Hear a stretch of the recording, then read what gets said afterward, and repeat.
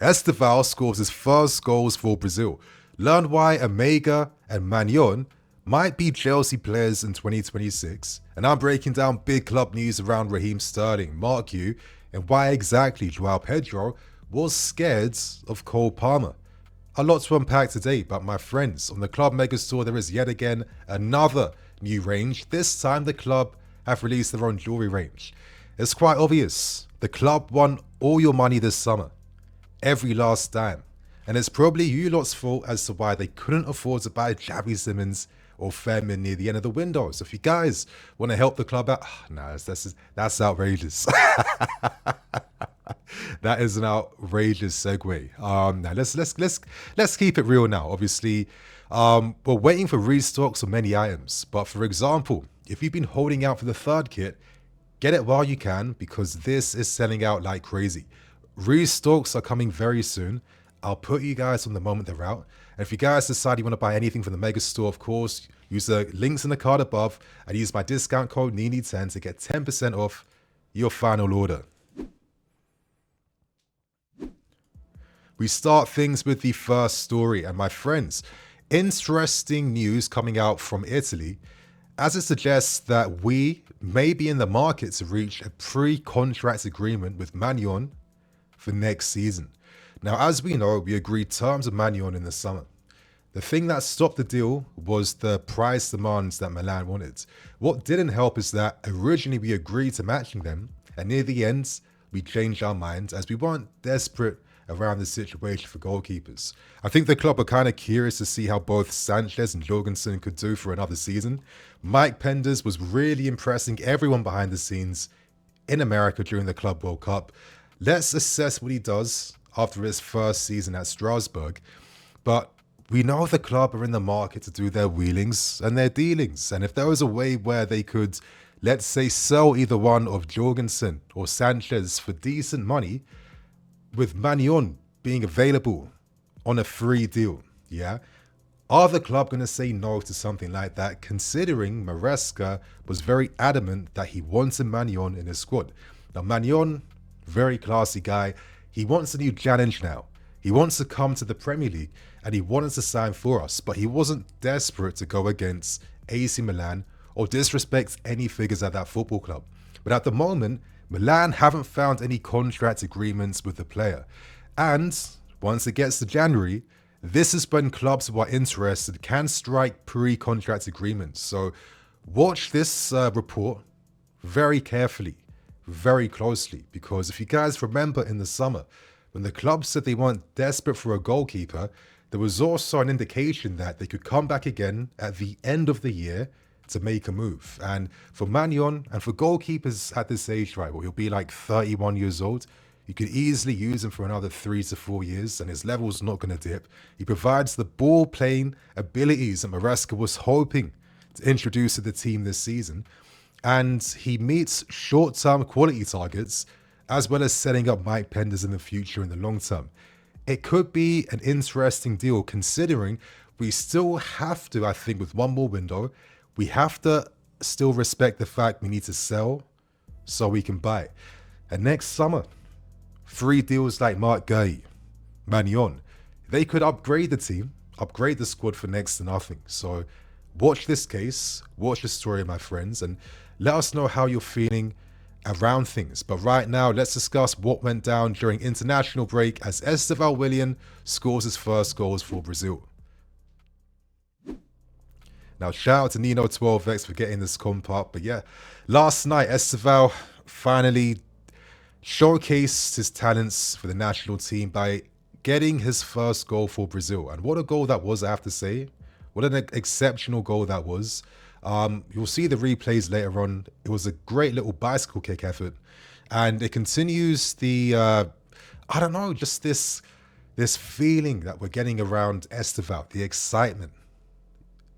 It's very rare that you see a guy this young who's this ready right now, yeah? But Estevao is not fazed by the level he's playing at. He has this inner belief and confidence in his game and in himself, and he produces that no matter who the opposition is.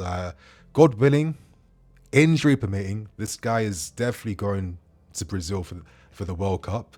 And yeah, what a journey it's going to be for us fans to see his growth from his formative years to hopefully, his latter years where he achieves his potential and becomes that potential Ballon d'Or winning player that he has the qualities to become. I want to kind of fast forward to the goal that he scored.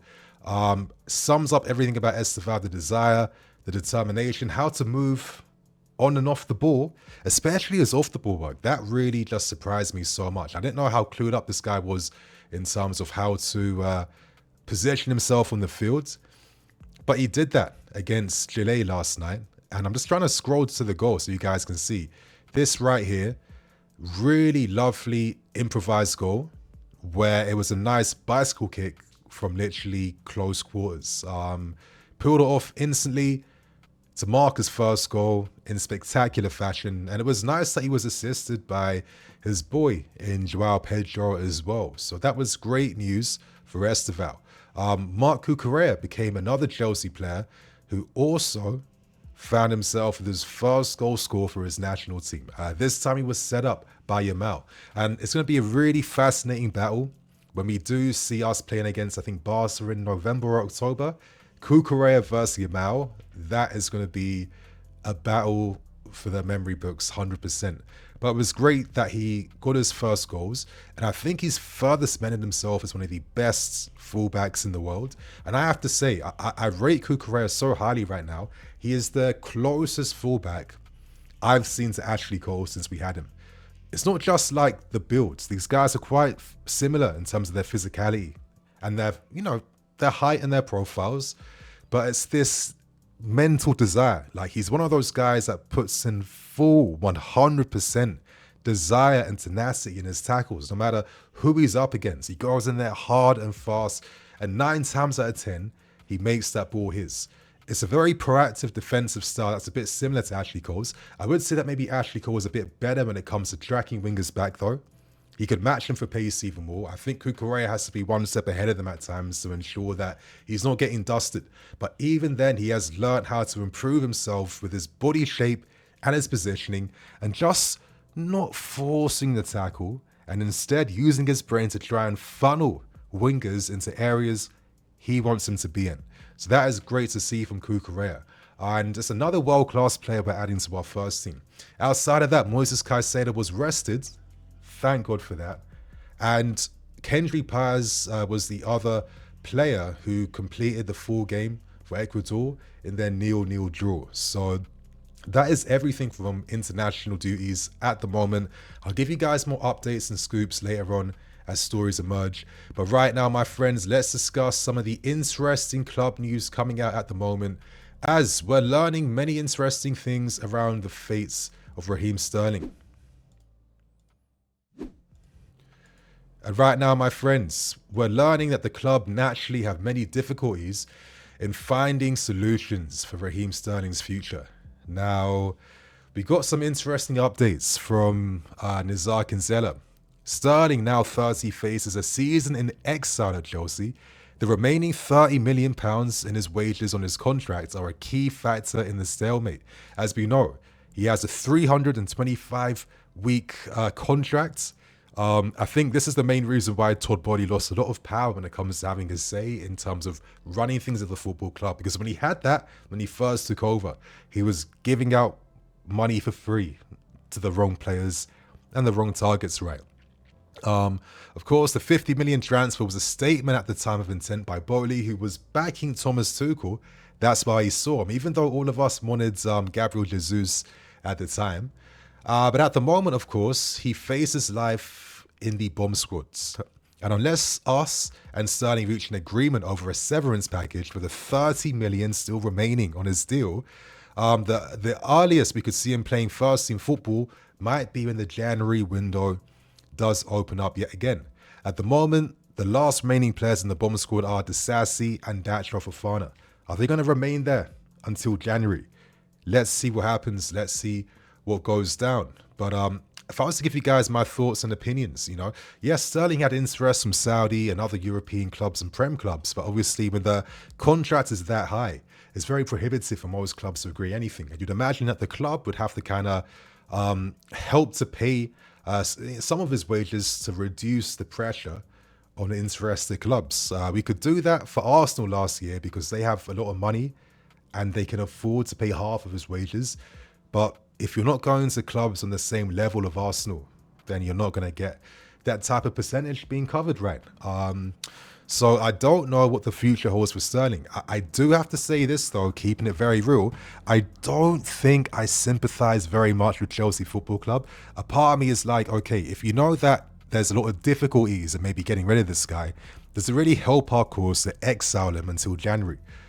Doing another Ben Chilwell. In the end, we had to do some mad fugazi negotiations where we had to buy back and cancel Samuel Smith's move to free up the international place so Blue Co could find a way to pay off Ben and move him on.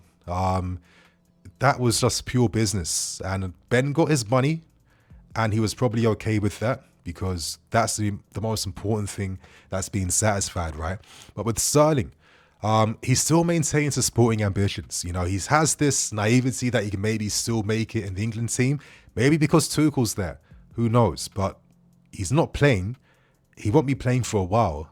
And the chances of him still reliving that glory, it's not going to happen right now. But going back to us, I just don't see how we're doing any favors for ourselves because he is on such high money that surely if he was to maybe be the backup guy in the squad, because Sterling is still respected, he's still a senior figure. I don't think it's a terrible thing to add experience to the squad, right? Especially when it comes to, let's say, him putting an arm around an Estevao, because Sterling was there before once. He was there before. He knows how this game is and what goes down. Is ostracizing him completely when he could fulfill a squad role of some capacity? Is that going to help our chances of finding a move for him? I don't think so. And if anything, it continues this maybe ruthless approach to the player trading side where you literally treat it like cattle at times and that's it. If you're performing goods, the club like you. If there's no value in you financially, adios, and there's no respect for you. And I don't know, man, I just don't understand the utility behind this approach. But anyway, moving on to Andre Santos. We learned that, and I don't know what's happened here, but we did learn that a Saudi club in Al Qasadiya, they did make a 70 mil euro move for Andre Santos, and they were happy to increase the salary times 5. They were going to offer him around 40 million, I think, dollars or 40 million euros a year, which is ridiculous money. Naturally, Santos said, absolutely not. I am not going to go to Saudi and jeopardize what I'm doing with Chelsea right now.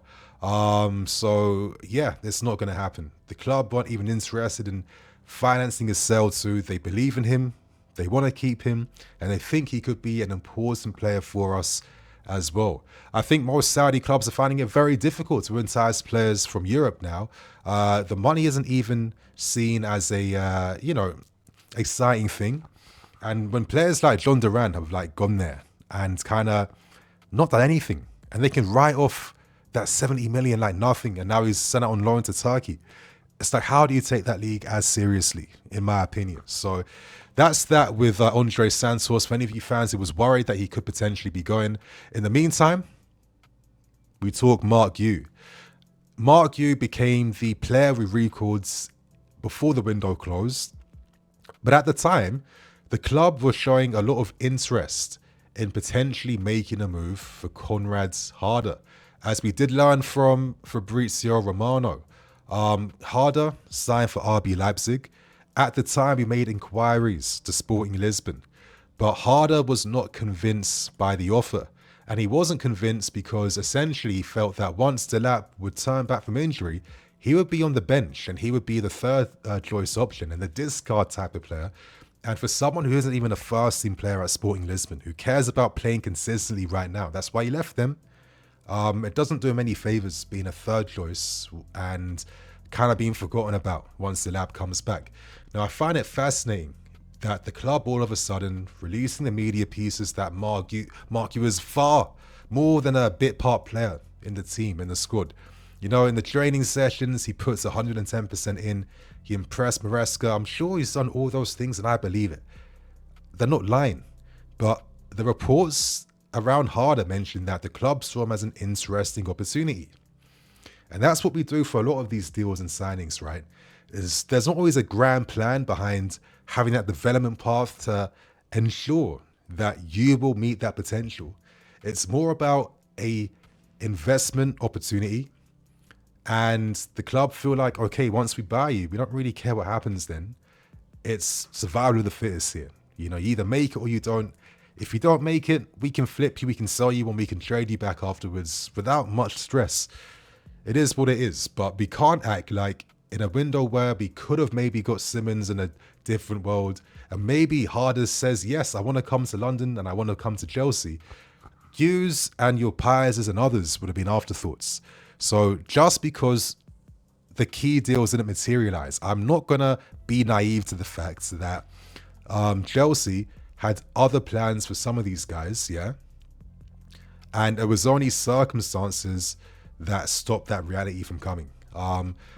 I want to say this point because I think it would have been, again, when I was seeing the Harder reports, I was kind of like completely perplexed. Why the hell would you waste your time making inquiries? Just bring you back from the and recall the loan. I mean, he's not going to play at Sunderland.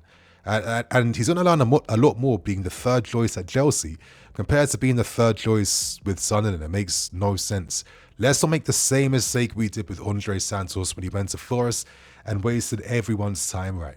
So hopefully Guiu does get some real opportunities, and hopefully the club can kind of just relax a little bit with these opportunistic buys that just, I get it for like the investments and the books, but on the pitch sometimes, what is the grand utility? Yeah, what is the grand utility? You can't just buy 5 strikers and hope one makes it. I just think it's a bit of a waste sometimes. And, you know, the thing it wastes is time. And we've seen in certain windows how, you know, it is a race against time, that we're not always winning all the time, right?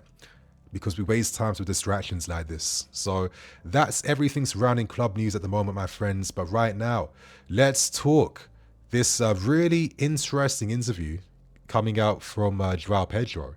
But actually, before I do that, I think we need to talk about what is going on with Emegha, as there's some interesting news coming out around the striker.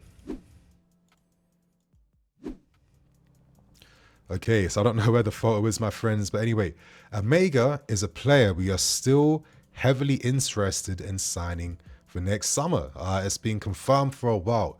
The reports first came out a few months ago from L'Equipe, and it reveals that the club are still paving the way for Emegha to come to Chelsea Football Club. So let's watch this space. It's interesting because he would essentially be the third choice striker, right? Competing for minutes with Joao Pedro and Liam Delap. Fair enough. I think it's, I don't know, personally, I think it's quite a lot. Unless maybe the club are really assessing Liam Delap. And maybe if Emegha was to come here, it would be as a replacement for Delap, because I just don't see how 3 strikers of a similar level can really work it out and make sense at the moment. Unless you guys are seeing something I've not seen, let me know in the comment section. But the article is pretty interesting, as it does reveal that with Emegha, and I'm going to use the BBC, I'm going to source the BBC here right now. We also factored in Emegha in terms of not signing someone on deadline day to replace the injured Liam Delap. Of course, he's now a future Netherlands international. He's going to be playing in the Conference League, playing in Europe. But here's the key words. He's a player capable of featuring for Chelsea or in the Premier League. And I stress this point, yeah, because I think the club could even be open to buying Emegha in advance on a pre-contract deal, pre-agreement deal, knowing that they could probably flip him on in the summer if other clubs are interested, right? I say this because I just don't see any future where you're going to have 3 guys like this fighting it out for one position. Not when you have all these attacking mids behind you. And then with Piers coming and Kenda coming as well, it just, in terms of balance, it makes absolutely no sense unless he's either replacing Delap or he gets flipped on in the summer. Maybe I'm sounding harsh, but that's how I see it, my friend. So let me know how you feel about Emegha. Is he someone you want to see at Chelsea? Share your thoughts and opinions and let me know. But right now, we're going to end things by discussing the final big story. And we had yet again another interesting interview released around our new star guy, in Joao Pedro. This comes courtesy of the standards. And bro, when I'm seeing Joao Pedro dressed like this for interviews, you know that this guy is feeling himself. He's confident in himself. He knows he's that guy right now. And I thought this interview kind of reflected that.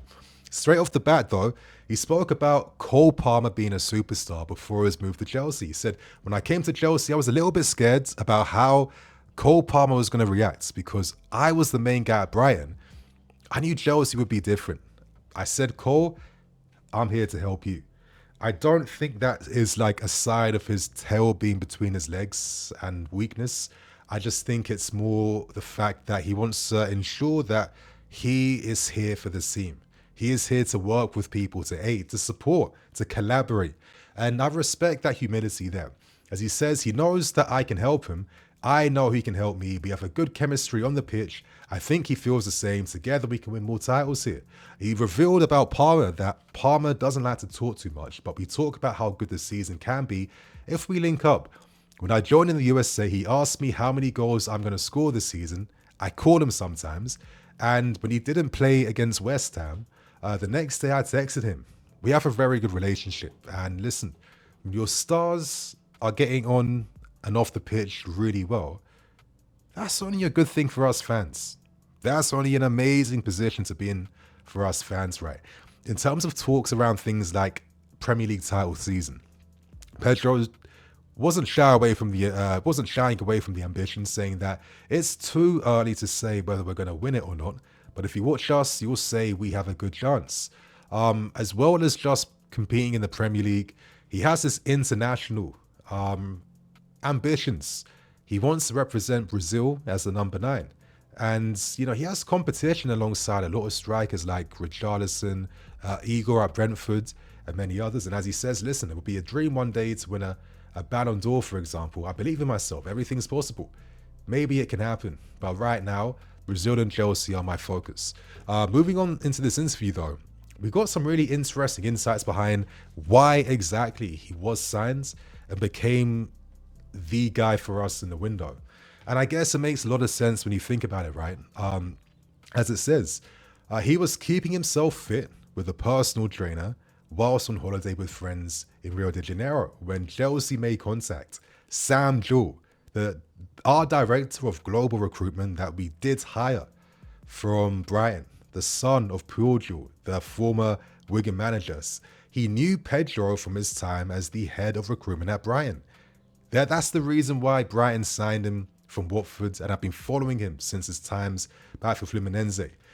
He said that the pair met in Rio to finalize the move. So this is an example of Sam showcasing his influence with the South American market and obviously using his existing talent pool of knowledge to help us sign players. I think that's why Bill Norte is here, and that's exactly why Joao Pedro was signed too. See it like this. Brighton sign players they feel are going to be flipped for 50, 60, 80, 100 million. So if they're getting flipped for that money, it means that these guys they're right here, right? They're right here. But to further continue the conversations around his time joining the squad up for the Club World Cup, he said that when I arrived in the USA, Maresca said, I want you as a 9. Joao, you need to be more clinical in this part, make a touch of the right here. And Pedro was like, I love this type of manager. I love the manager that gives you feedback on the field. That's how you can improve. I like the hands-on approach.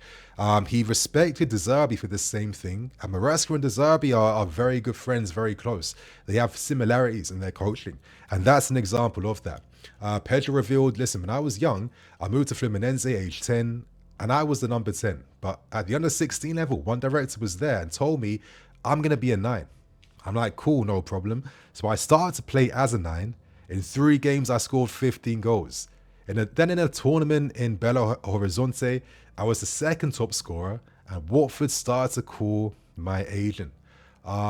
He goes on to say, listen, I'm a modern day number 9 who can play as a number 10.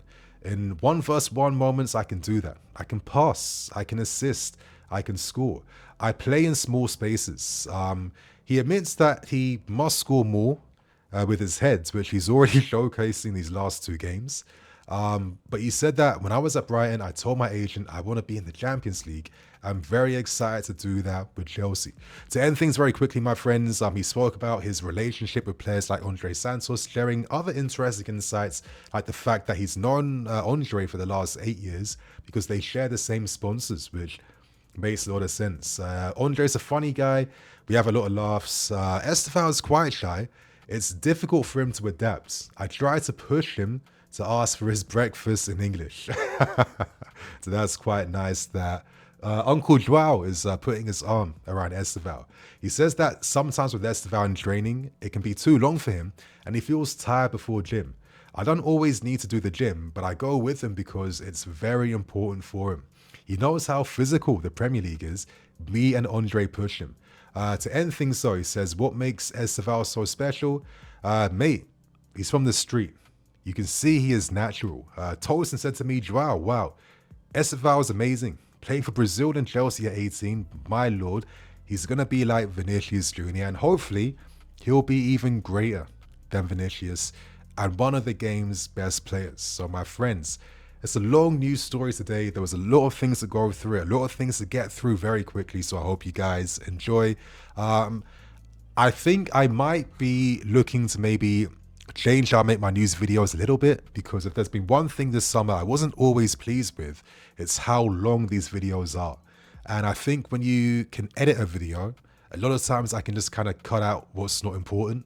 But I can't really do that when I'm recording live. So I wanted to just give you guys a heads up that I'm still looking to tweak things here and there and get better. So I hope you guys enjoy, and I'll see you guys later with more videos. Cool.